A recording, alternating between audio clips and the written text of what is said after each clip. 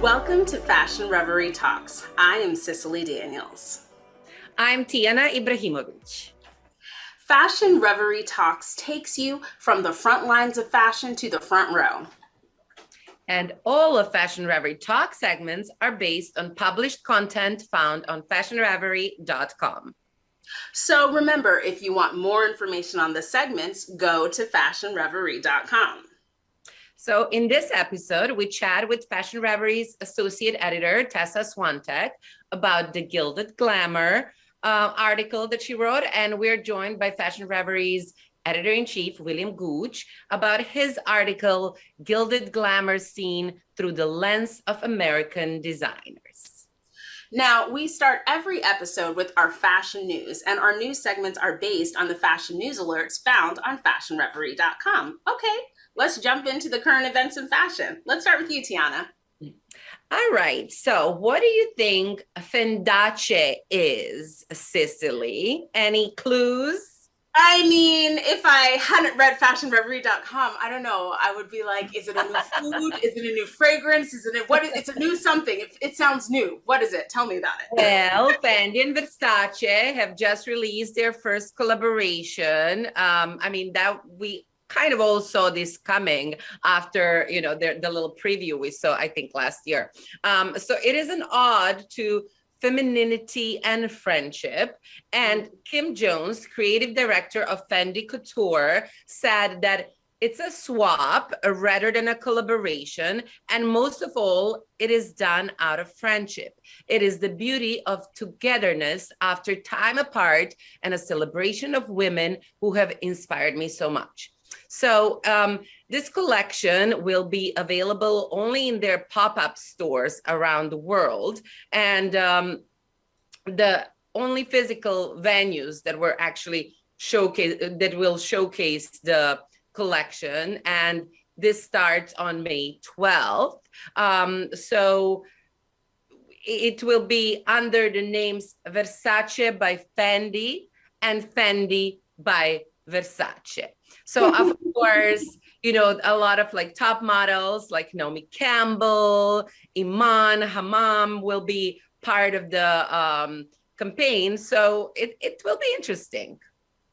What do you think? I mean, I think that for the fashion heads, this is probably if you are a fan of Fendi or Versace, this is one of your once in a lifetime kind of moments, especially if you're a fan of both. So I kind of imagine it's going to do well. I feel like since it's a nod to friendship, that they should probably send you and I any kind of, merchandise to celebrate our friendship.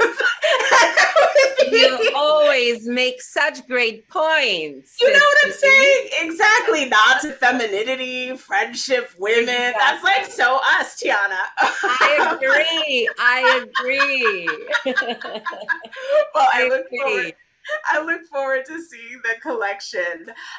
As another nod to fierce women. Now, first of all, when I heard about this, I was like, oh my God, when I grow up, I guess I want a building named after me. Now, Serena Williams, obviously Serena Williams has just done all of the things in addition to being a fantastic athlete and just a huge celebrity.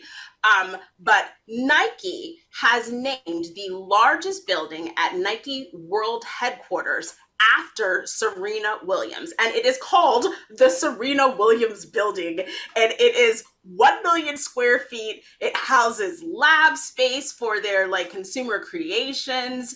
There are showrooms and workspaces, a footwear materials library, a color lab, a 140-seat Olympia theater that's named after Serena's daughter. I was like, oh my goodness, they are really, what a testament to her influence, not only on sports, but also on fashion. And Serena is quoted as saying that the whole building takes your breath away and that every element everywhere you go is an opportunity to be inspired. And she is already so inspirational to so many of us. So I mean, I'm just excited and amazed. Maybe, one day for some reason I'll get invited to have a tour. It just seems like a really gorgeous building and obviously a gorgeous testament to her and her impact in the world. What do you think? I mean, it's an interesting idea. I don't know. I'm still kind of trying to process the whole it's a whole moment building behind it. Yeah, I mean, I think it's just like to like an honor. Like there's a lot of people who have buildings named after them. Wings, libraries, all kinds of things. So I think it's a testament to just kind of her place in society and all that she has done, and much more even what an inspiration she is to women and women pursuing sports and other kind of other endeavors. That's what I think. did her husband invest in this building?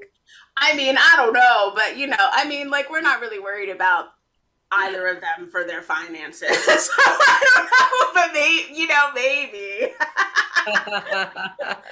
Another good question. I don't know what's happening always behind the scenes. I know it's always about the behind the scenes, the way I see it. So it's interesting. But there are also some news with Swarovski. So supermodel Bella Hadid was announced as a new face of Swarovski. I think we all at some point owned something from Swarovski or have, of course, heard of Swarovski crystals.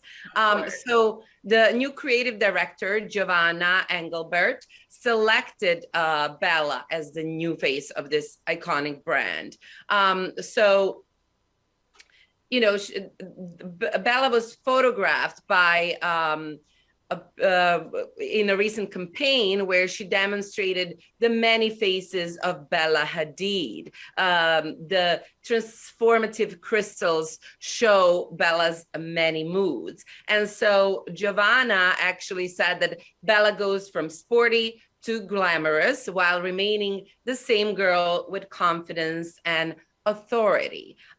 So that's the new muse of Swarovski. I feel like Giovanna and Bella have things in common. So maybe this is why Giovanna kind of chose her to represent also her vision as a creative director. So those are my thoughts. I think it's a great match. And I like Swarovski. I like what they're doing. So those are my. I mean, I think it's a cute idea. Like I do think it was probably a fun shoot. Like it's nice, like it's nice that there's not just like one look or like kind of one mood being captured.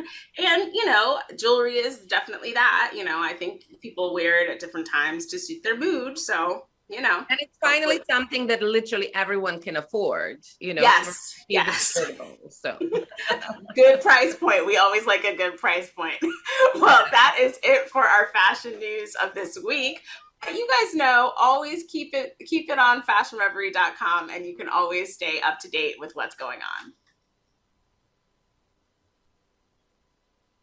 So guys, we continue Fashion Reverie Talks with Tessa Swantek, our associate editor, who wrote an article on Gilded Glamor, Understanding 2022 Met Gala theme. Of course, that was the main talk of the at least first week of May, and we continue because the exhibit is still on. So welcome, Tessa. I'm excited to talk about this topic. Hi, thank you. I'm excited to talk about it. So let's talk about the theme of the Met Ball for 2022, and what was Gilded Age in New York City? So first of all, I wanted to say that the exhibit actually opened today. So if anyone wants to see it, they could see it through to September. But the Gilded Age, it was really a time of kind of great wealth suddenly for a lot of people. So it was a lot of new money that kind of underscored a lot of the fashion. There was a lot of mansions being built on Fifth Avenue because of the Vanderbilts and the Carnegies. So it was really a time of glamour. But behind the scenes, you kind of had this it wasn't as glamorous as people thought. So the Met Gala, you could kind of play into this intense level of glamour or what was actually happening behind the scenes. And I was really excited to see what everyone was going to do, especially given the Gilded Age on HBO. I don't know if you've seen that. Right. The shows. and Bridgerton, right? It's pretty similar fashion. So what are some of the main elements of Gilded Age fashion? So there's a few. The main element I would say is the silhouette. So you kind of had this big voluminous back that looked really uncomfortable, but you had this huge bustle in the back, and it was basically a bunch of draped fabric. And then no sitting down in that, or no. difficultly. I don't even know how they sat down. Thinking about it, I don't even know how that worked. And then with that, you had this princess line, which was a vertical seam, tight bodice. So paired with that much volume in the back, you had a really tight bodice, kind of corsetry. And that was the main silhouette of the period. And then you also had synthetic dyes. So there's a really exciting bright color palette that goes along with it, and really heavy adornment. Like, people needed to put on all the jewelry they had at this Met Gala to look on theme. And some did it well, some did not. So what do you think were the main mistakes people that attended the Met Ball made? So I think the main mistake that I saw was that some people took the concept of gilded a little too seriously, because gilded means gold leaf, which kind of, if you look into the history, that means that there's a gold leaf surface, but it's not really gold. So there's a lot under the surface that's a bit dark. And I think people ran with the fact that gilded means gold leaf. So a lot of people, like, say, Cardi B, she wore this gorgeous Versace dress, but it was just, she even said on the red carpet, she was like, oh, I think a lot of people are misinterpreting this theme.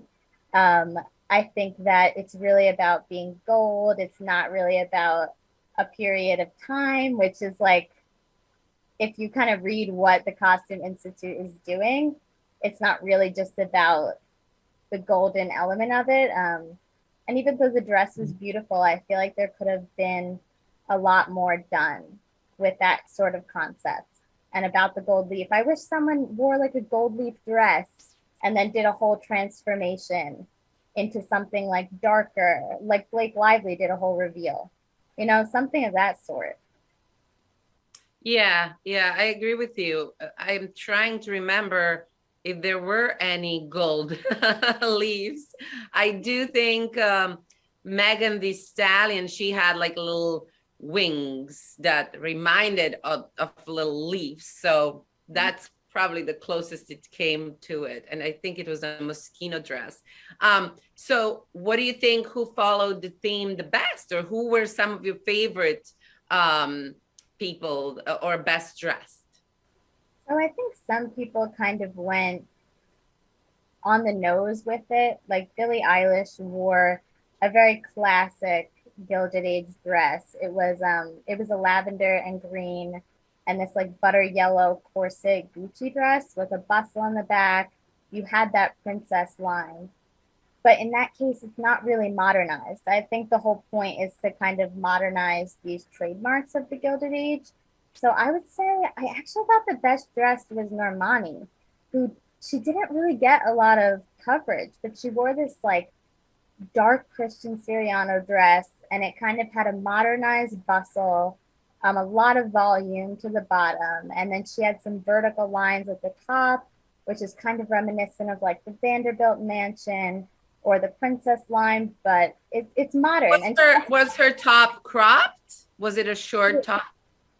It was cropped. So, I mean, you wouldn't have seen that at the time, but there was an element of it where you could pick out the pieces of the Gilded Age, but it wasn't so on the nose of like, it didn't look costumey. And I think the job is to kind of, it's not a costume party, but you show understanding of the theme, and especially in the hat she wore too. I mean, I love that whole look.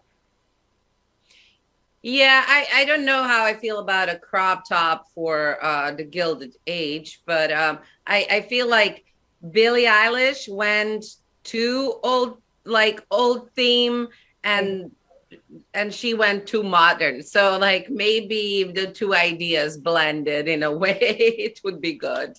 And Lively kind of did like a blend of both. I would say maybe Blake Lively, because she did this whole big reveal, and hers was actually based on, I'm pretty sure she said that it was based on architecture at the time. So you had all the colors in it, and it was really beautiful. yeah, I think it was sort of an ode to Statue of Liberty. Oh, you're right. Yeah, that's what it was. And it was gorgeous, gorgeous dress. I just think she's done the same look before. Like she always wears the same type of silhouette. You're right. Like, I did that at the Met before. Exactly. So I hope for the next Met we see her in a little bit of a different type of dress. I hope so. I want to see different things. I think people need to kind of push the bar with it. I think some people don't go as much as they can, and I just really want an exciting Met Gala next year. I want it to be even better. Great. Well, thank you, Tessa, so much. It's always fun chatting about Gilded Age and fashion. Thank you for having me. Thank you.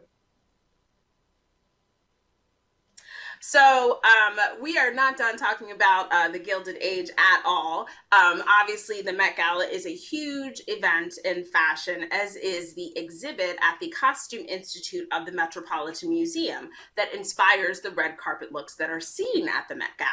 Now, for some of us, you know, we love the exhibit. We kind of like have a deep understanding, but other people might not know as much about Gilded Glamour, about the Gilded Age looks, and particularly about what designers they might look to know more, to find the Gilded Age in fashion now.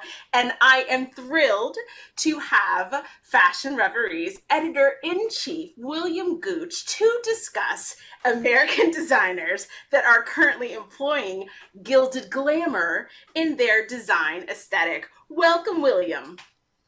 I'm back yet again. We cannot complain. Of course, I always love to see you. I've never been on this many times consecutively. Well, but you know what? I'm starting to like it more and more. I kind of like to push the guest and my cast of, I shouldn't say cast, but my staff of incredible editors, because they do such incredible work in Fashion Reverie. And I think they deserve more of the spotlight than I do. I'm kind of the Wizard of Oz in the background, orchestrating everything. So, but, you know, I'm back again, and I want to talk about the Gilded Glamour seen through the lens of American designers. And, you know, as you said earlier, Cicily, people go to the Met Gala, they look at the ball, and they think this is wonderful, but this was over 100 years ago, the Gilded Age, you know, 1880s until the early 1900s. What does that mean to my life? And if I do like those silhouettes, where can I buy it? Where can I purchase it? So we decided at Fashion Reverie to come up with 6 designers that are actually making those silhouettes. They use those silhouettes pretty consistently, that you'll find as a Gilded Age silhouette, you know, from the corseted waist, very small waist, to voluminous sleeves, to bold color, and lots of embellishments. Mm-hmm. So there are designers that are consistently doing that, but in a modern way. Yes. So that's what I decided to bring together to curate in this article, so that people can actually say, if I like this silhouette, I can go somewhere and buy it.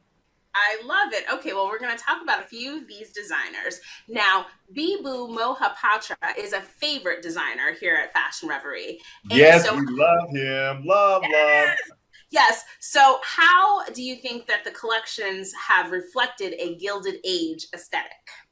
Now, you know, Bibu consistently uses corseted silhouettes, corseted bodices, big skirts, voluminous sleeves. That's really his design DNA. So you will find those elements in almost every collection. But he did one collection in spring 2017 that was inspired by the belly poke. Now, the belly poke era and the Gilded Age era run kind of simultaneously.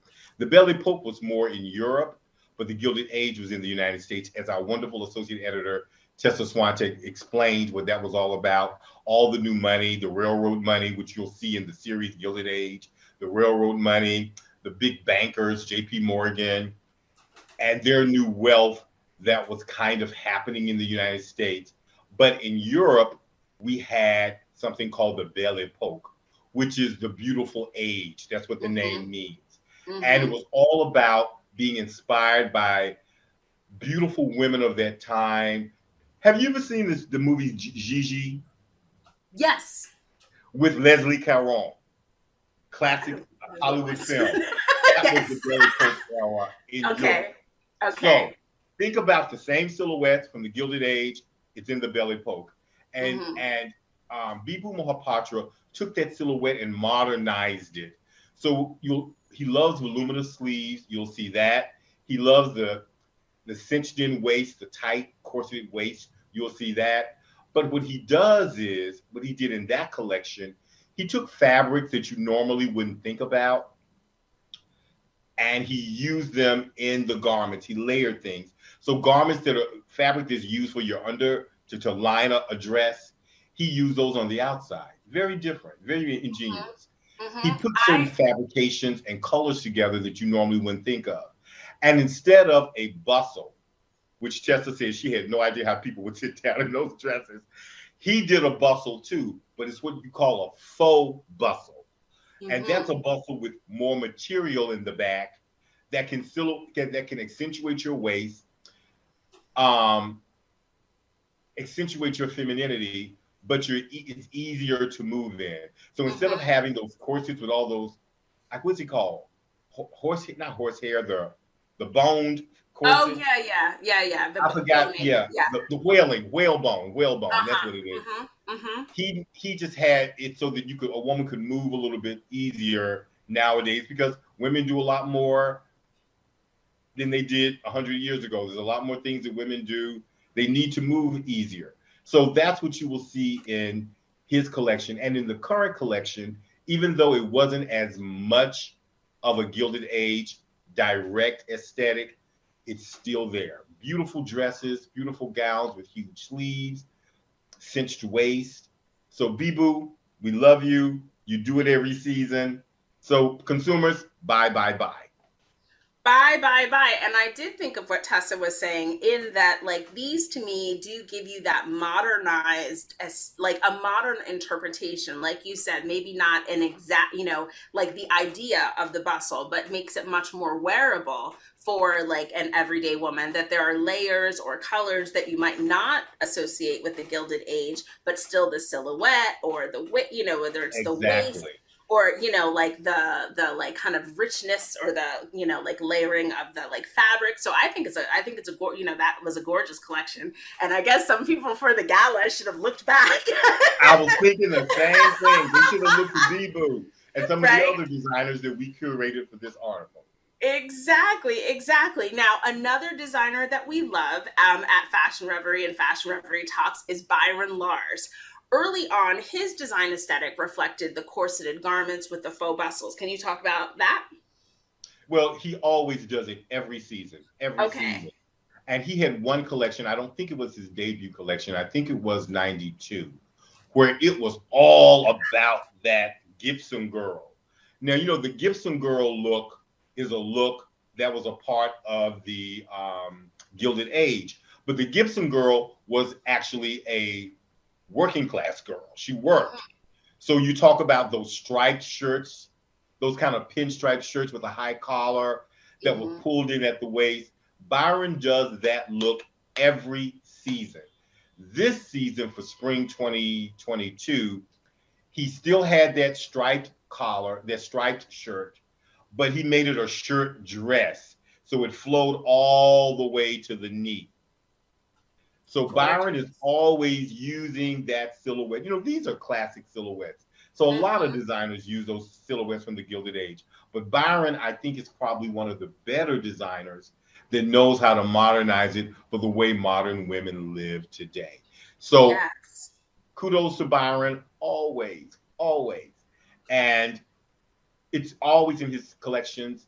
Beautiful use of lace, black lace married with denim. It was just gorgeous spring 22 collection. Yeah. I love that with the pinstripe or the denim, things that can be, maybe not so dressy kind of fabrics that people can, that are more wearable, that people might be more ready to wear to like a lunch, or do you know what I mean? Like, so, Exactly. a little bit more casual, but they still want to be, have a very fashionable choice. Now, lastly, Christopher John Rogers. Now, I know we have talked about him also as an amazing new American designer that uses the Gilded Age design point of view. Let's talk about him a little bit. Now, Christopher, one of our favorite models is always in his show, Coco Mitchell. Hello, Coco. Christopher John Rogers loves bold color. So if you think about him loving bold color and the bold color that was used in the Gilded Age, this is a marriage made in heaven. Those two designers, him as a designer and his predilection for bold color and what the Gilded Age represents in bold color. So he looked to his Southern roots for his pre-fall 2022 collection. It's not quite out yet. And he kind of married that with some aesthetics we see from the Gilded Age. Again, the tight waistline, very corseted waist. And he used something that a lot of people don't know comes out in the Gilded Age. He used the trains. Most of the dresses had trains, particularly the formal dresses. So he uses that a lot in his collection. Bold colors, rainbow stripes, you name it, it's in there. And it's a wonderful, wonderful modern way to incorporate those classic silhouettes. Well, I love his use of color, and y'all know I'm never afraid to bring the drama. So always give me a dress with the train, and I don't know where I am. Always think I'm going. I'll always choose a dress with the train. Well, these are three of the designers profiled. Of course, all of the information, of course, we keep you on top of the Met Gala, on top of Gilded Age fashion. We have everything you need to know at fashionreverie.com. William, thank you so much for joining me for this. And I want to say one last thing. Oh, yes, go ahead. Stylist for the Met Gala, if you don't know where to go to get the right gown for your client, contact fashionreverie.com. Hey! We can tell you who to get the clothes from. I know that's right. Well, stylists, and pay us. Oh, and pay us. Okay, well, that's not my department, but I do know where to point you to go. Thank you so much for joining us. Thank you so much. Of course. Well, viewers, that's it for this episode of Fashion Reverie Talks. We would like to thank our Editor-in-Chief, William Gooch, and Associate Editor Tessa Swantek for joining us. For information on these and other stories, go to fashionreverie.com. Thanks for watching. We'll see you next time. See you next time.